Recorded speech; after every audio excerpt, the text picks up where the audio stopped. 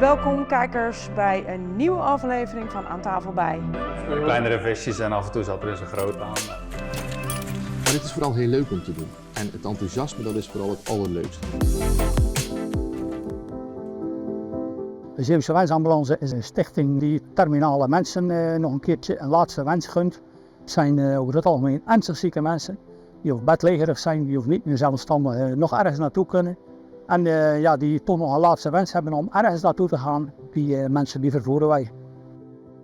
De vraag die komt binnen via de telefoon of rechtstreeks via de website. Daar is een inschrijfformulier en dan wordt dat verder verwerkt. Ja, dat kan een familie zijn, dat kan een partner zijn, maar dat kan ook bijvoorbeeld een verpleegkundige zijn of van de thuiszorg. Dat kan iedereen zijn. Als dat een goede kennis van je is, kan dat ook. Mijn moeder kreeg in 2023 te horen dat ze ongeneeslijk ziek was en dat ze niet meer kon herstellen. En het advies van de doktoren was van genieten met hoofdletters. En toen hebben we haar de vraag ook gesteld van wat zou je dan nog eens willen? En na wat doorvragen wou mijn moeder graag naar André Rieu. Waarop ik contact heb genomen met de Zeeuwse Wensambulance. Alles werd uit de kast gehaald om ervoor te zorgen dat de dag onvergetelijk was voor mijn moeder en ook voor ons als familie. Sommige mensen willen enkel in de tuin staan, andere mensen willen naar de Efteling. Nog andere mensen willen nog een keertje naar de zee aan het strand. Ja, echt allerlei wensen die je maar kan bedenken, die voeren we uit. Je hoort heel vaak dat mensen al volledig aan de morfine zijn en eigenlijk niet meer goed aanspreekbaar. Maar mijn moeder kon volop van alles genieten. En dat is denk ik ook het doel van zo'n wensdag. Ja, wij gaan eigenlijk voor de rapportcijfer altijd tussen de 9 en een 10. Anders hebben we het eigenlijk niet goed gedaan. En ik moet eerlijk zeggen, tot op heden hebben we nog niet lager gehad. Dus daar zijn we eigenlijk wel heel blij mee. Mijn moeder heeft het fantastisch ervaren. Ze heeft er met heel veel plezier op teruggekeken. Er is heel veel nagenoten. We hebben het nummer Voilà van Emma Kok op haar uitvaart ook gedraaid. Omdat dat aan ons zulke mooie, bijzondere herinneringen gaf. Dus ja, chapeau voor de Zeeuwse Wensambulance. Wij krijgen eigenlijk een warm gevoel van binnen als je soms ziet. Als je die glimlach terugziet bij die mensen, bij die wensvrager. Dat is echt, dat vergeet je niet. Dat blijft bij je.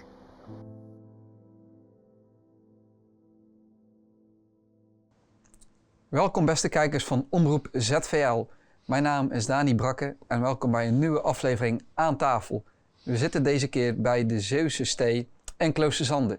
En u heeft net al kunnen kijken naar een paar mooie fragmenten van de Zeeuwse Wensambulance. En bij mij aan tafel de oprichter van de Zeeuwse Wensambulance.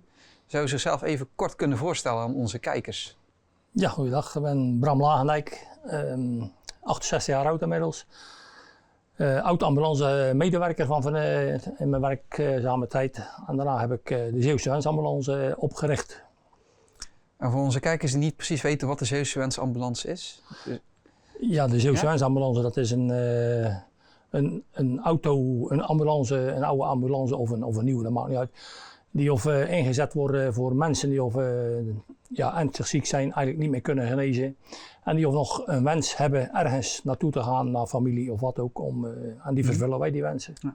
Echt om de laatste wens in vervulling te laten gaan? Ja, al dan niet de laatste wens, ja. Ja.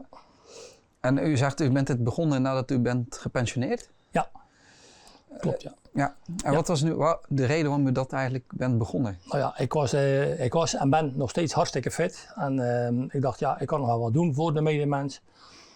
Toen ben ik eigenlijk vrijwilliger geworden in Brabant. En daar zeiden ze tegen mij, joh, zet het in Zeeland ook eens op, want daar is geen wensambulance. Ja.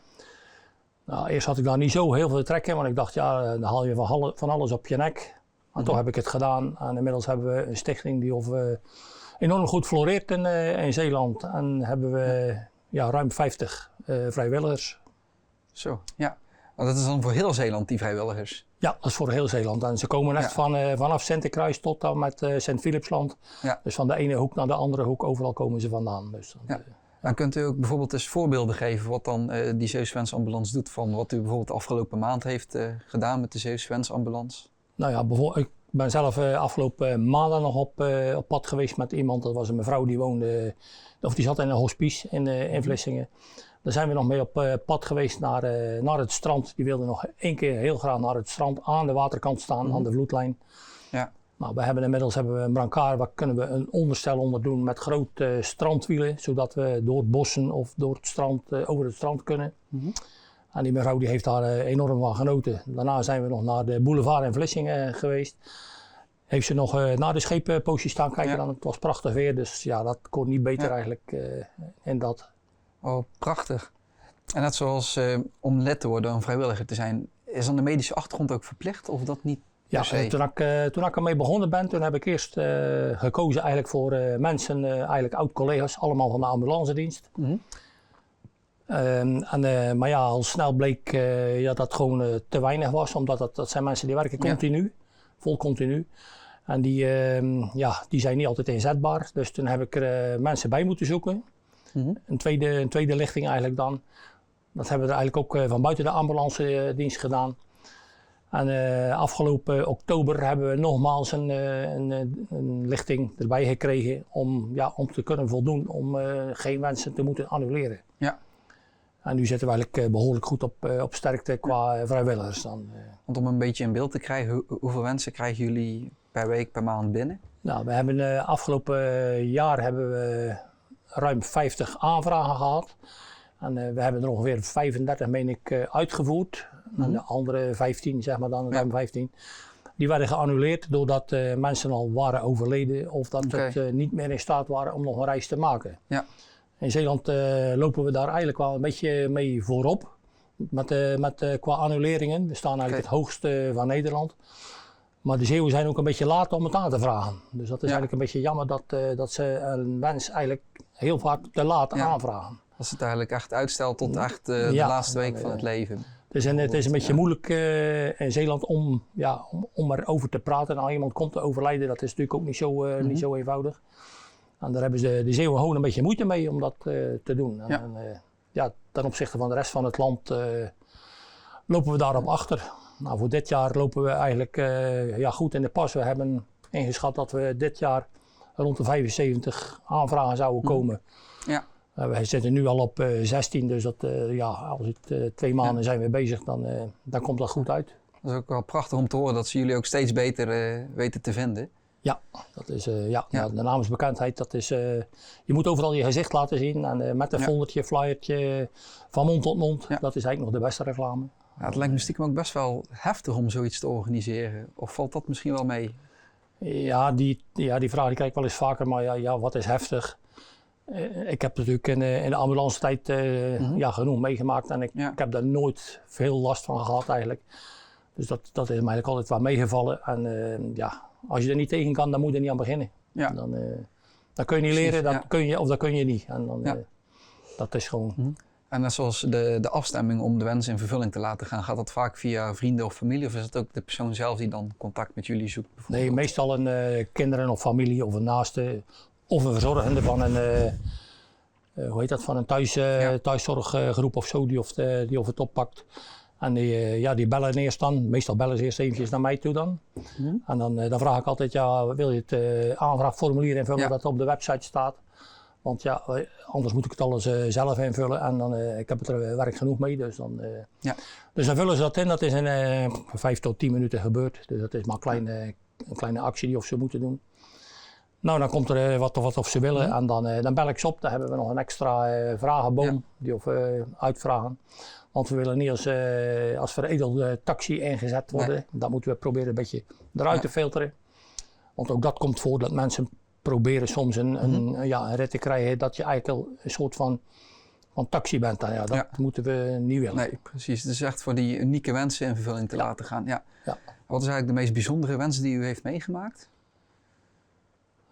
Ja, het zijn allemaal bijzondere wensen, maar één wil ik er best wel even uitlichten. Dat was een man en een vrouw die zaten in een zorghotel aan de overkant dan, vanaf hier gezien. Ja.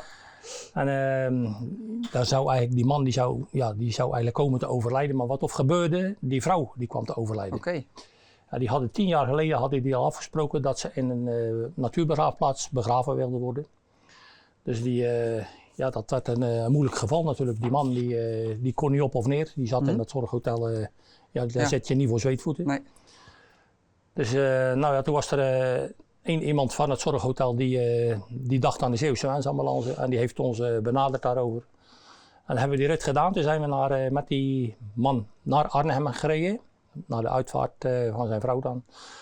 Die vrouw die werd uit de lijkauto op zo'n een koetsje, zal ik maar zeggen, dat daar handmatig voortbewogen werd. En dat was maar een bospaadje. En wij zijn met de ambulance achteruit, de deuren open, zijn we achteruit zo achteraan die koets gereden tot aan het graf. Ja. Zodat die man er toch bij kon zijn. Nou ja, dat is wel vond ik zelf wel, daar krijg je zelf ook een brok van je keel dan. Dat is wel een hele bijzondere rit was dat wel. Ja. Die man was ons ook enorm dankbaar. Dat geloof ik dat wel. hij daar toch bij kon zijn. Wat een mooi verhaal zeg. Ja. Maar er zijn er ook bij, sommige mensen die willen gewoon nog even in hun eigen tuin staan. Die liggen thuis in bed. Ja, dat bed daar kun je niet naar buiten rijden. En dan komen we met de brancard, zet je ernaast. Ja. En die hebben de tuin ingereden. Nou, we hebben daar 1,5 uur op de bank gezeten. En, dat kwam ook voor. En is het dan ook bijvoorbeeld mogelijk om vrijwilliger te worden zonder die medische achtergrond? Nee. Stel, ik zou willen vrijwilligen bij jullie, zou dat zomaar kunnen? Of? Nee, dat kan niet zomaar. Okay. Nee. En we zijn als Zeeuwse Wensambulance zijn wij ook lid van de Samenwerkende Ambulances Nederland. Dat zijn 7 stichtingen bij elkaar. En dat zit nog in de kinderschoenen, maar daar zijn we een opleidingsplan in elkaar aan het zetten. Ja. Omdat we nu niet enkel spoedverplicht kunnen hebben. We hebben ook gewoon verzorgenden. En die mogen bijvoorbeeld geen medicijnen spuiten. Ja. Nou, dan komt de scholing, wordt daarvoor opgezet. En daar zijn we mee bezig dan nu. Zodat ook die mensen straks, andere patiënten met een morfinepomp of zo, dat ze die ook mogen vervoeren. Dus je moet wel een medische achtergrond hebben. Ja, daarnaast voor de chauffeurs vrachtwagen, C1-rijbewijs. Ja. En een reanimatiecursus moet je gedaan hebben. Want ook bij ons willen nog steeds mensen er nog gereanimeerd worden, ondanks dat ze ernstig ziek zijn en eigenlijk binnenkort komen te overlijden. Ja. Dat is inderdaad ook wel goed dat inderdaad die medische achtergrond dan ook zo hoog bij jullie in het vaandel staan. Om ook te zorgen dat er niks gebeurt met degene die er gebruik van maken. Ja, we willen die kwaliteit eigenlijk hoog houden. En we willen niet achteraf te horen krijgen van dat waren een stelletje prutsers of zo. Ja. Nee, dat gaat hem niet worden. We doen alles op vrijwillige basis, met z'n allen. En dan, er is niemand die ervoor betaald krijgt. Er zijn wel de mogelijkheden. Want bijvoorbeeld, de auto staat in Krabbedijk. Ja. En we hebben iemand uit Sinterkruis, die is vrijwilliger. Die moet eerst naar Krabbedijk komen, de auto ophalen. Dat is 85 kilometer. Natuurlijk te gek voor woorden, dat hoeven ze niet voor niets te doen. Dan krijgen ze een kilometervergoeding, kunnen ze daarvoor krijgen. Dus dat wel. Dat is, En hoe doen jullie dat eigenlijk met fondsenwerving dan? Is dat via sponsoring bijvoorbeeld? Of, Ja, je moet eigenlijk zeggen, tot op heden gaat het eigenlijk van een leien dakje en gaat het bijna vanzelf, zou ik bijna zeggen. Want het is een beetje een sneeuwbaleffect. De een die hoort het van de ander. En ook net als tegen het eind van het jaar en zo, dan zijn er heel veel bedrijven die hebben nog een potje of een goede doelpot staan. En dan worden we heel vaak toch benaderd van, goh, kunnen jullie er wat mee? En natuurlijk kunnen we dat mee, want wij moeten leven van sponsoring en donaties. Want verder krijgen wij geen gelden binnen. Dus het is allemaal op vrijwillige basis. Ja. Vandaar dat we niemand een vergoeding geven. Ja. Ook niet de bestuursleden, echt niemand, gewoon 0,0.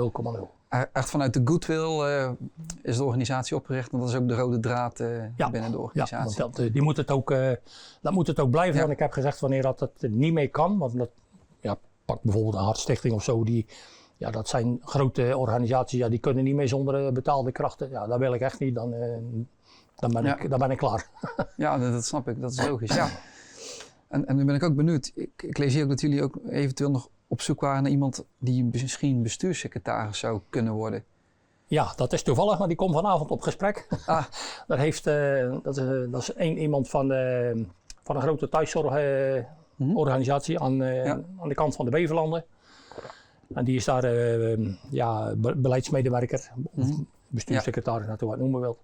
En die komt vanavond op gesprek, want die heeft zichzelf aangemeld om dat te gaan doen waarschijnlijk. Dus daar zijn we eigenlijk wel erg blij mee. Want die kan ongevraagd adviezen geven aan procedures melden van dat gaan we zo doen. Ook qua scholingen en zo naar onze vrijwilligers toe. Ja. Dus dat willen we eigenlijk, daar zijn we eigenlijk ook wel blij mee dat dat van de grond komt. En stel ik zou zo'n wens willen voor een familielid van mij, hoe kan ik jullie dan het beste benaderen? Nou, heel vaak, zeker als het iemand is van de naaste familie, dan doen ze eerst, heel vaak word ik gebeld. Eigenlijk van, dit en dat doet er zich voor, komen wij daarvoor in aanmerking? Ja. Dat is eigenlijk de eerste vraag meestal, komen wij in aanmerking? Ja, iedereen komt in aanmerking, als het erop aankomt.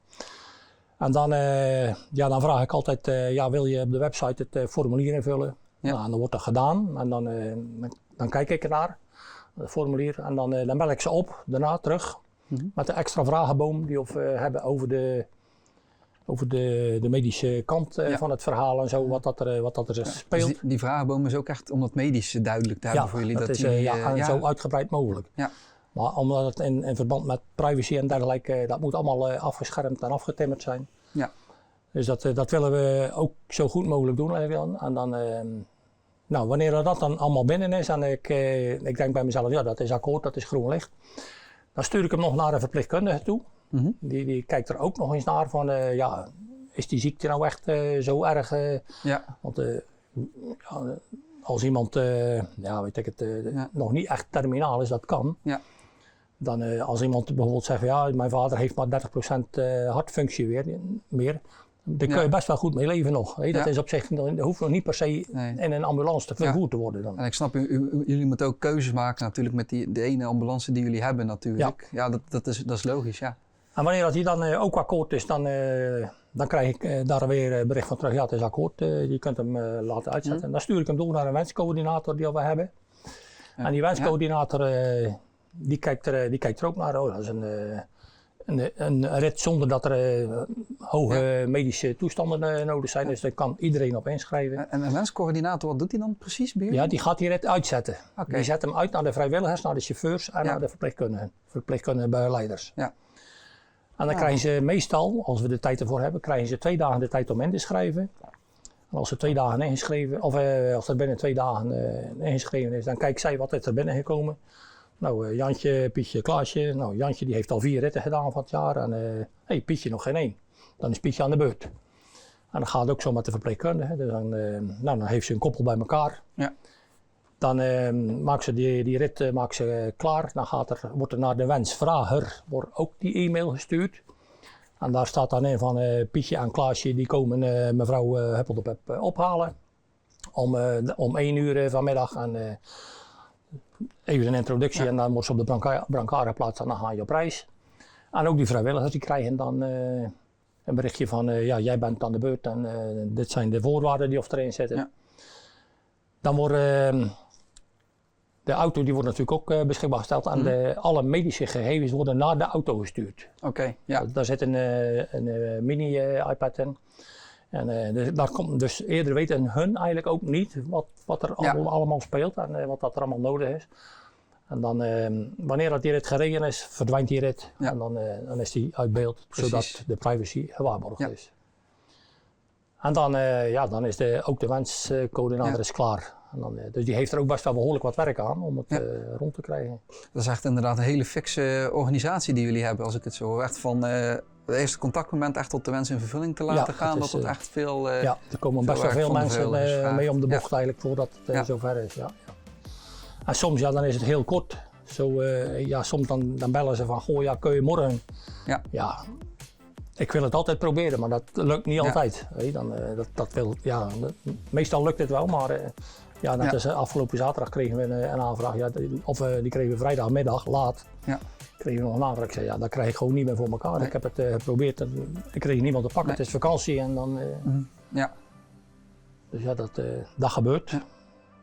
Maar wel inderdaad prachtig ook om te horen dat er gewoon steeds meer mensen jullie weten te vinden, zeg maar. Daar ook gebruik van willen maken, zeg maar. Ook dat jullie iedereen meenemen van het proces van A tot Z eigenlijk. Ja. Van het eerste contactmoment inderdaad tot de wens in vervulling te laten gaan. En ook inderdaad goed om te horen dat AVG technisch alles is afgeschermd.